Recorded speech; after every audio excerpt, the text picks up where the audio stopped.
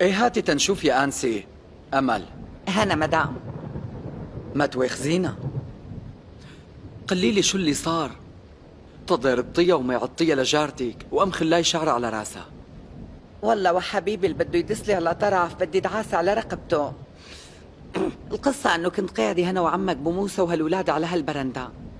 ايه بدي طول عليك كتير. المهم كنت ناشرة وجبة غسيل ابيض، فوق منا ساكنين عكروتي وجوزها، تقول بحياتي ما شايفين البشر. هالناشحة عصريتن لجراباته على غسيلاتنا. وبلكي ما قصدها. انت بتعرفها وخالتي، بالله ما اخنزر منا بهالمنطقة. تخيل انه هي وامها عم نول الدبحني مشان شقفة كلاش. بعدين معلش انا عندي جزولات شهادات وهن نقفي غير مشغلين لهالهبر له 24 ساعة. وبتقلي مقاستها. وشو هي اغلب خلافاتك؟ في شيء محدد، شيء على شطف الدرج، شيء ابنها الكرل كبير ضربه لابني، شيء مطولته للسانة وحكياني علي لأنه هي بتدور كتير وبتلقلق، في بيت بيعتب عليها هيك يا بس. لسانها طويل يعني.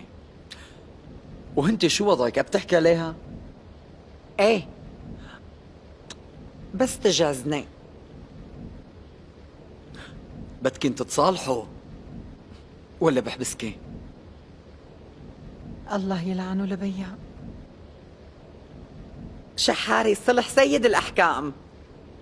هيك كانت تقلي أمي الله يرحمها ويرحم مواتكين.